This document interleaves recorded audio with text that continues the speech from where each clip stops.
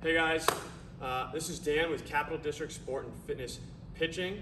Today we're going to talk about shoulder external rotation, how we test and assess for external rotation, what we might see in the delivery after testing external rotation, and some things that you might be able to do to help your external rotation and increase your ability to control your layback. So first thing we're going to do today is I'm going to put Mike on the table. We're going to test his passive range of motion for his shoulder external rotation.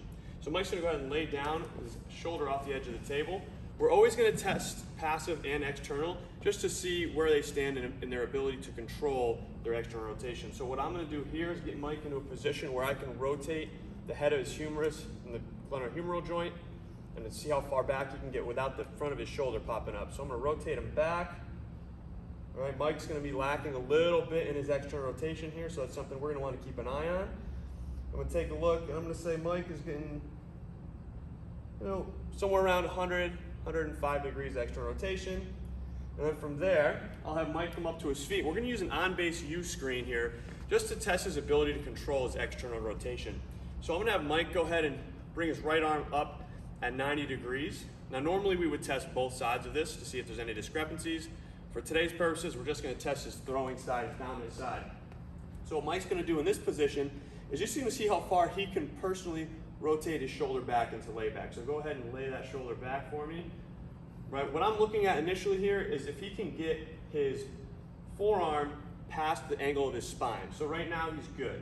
Sometimes we'll see guys in this test who don't really have that external rotation range of motion start to compensate through arching their back and getting this fake layback, right? And that's something we're gonna wanna keep an eye on as we get guys onto the mound. If there's somebody who's gonna fake their layback, there's a good chance that when they get on the mound and go through their pitching delivery, that when they're supposed to be in that full layback, that they're gonna arch through their back or compensate in a number of other ways. So now that I've gotten that information from Mike, I'm gonna get him up on the mound. We're gonna get him into that full layback position. And I'm just gonna show you guys what it's gonna look like if somebody lacks external rotation and they try and compensate through other means. So I'm gonna have Mike go ahead and take a stride out as if you were gonna throw this baseball. Good right there. And Mike's gonna rotate through where he would be fully laid back. So you can see right here, Mike's not getting a whole lot of layback, right? So right there, that's a red flag for me. I said, all right, why aren't we getting that layback? Now for Mike, he's probably gonna be tighter through his chest and his internal rotators, right? And he may also lack some thoracic extension here. Because of that, he's not going to be able to truly get that layback, right? So that's something that we're going to want to address in the gym or in their drill work. So one thing that they're going to be able to do, go ahead and relax, Mike.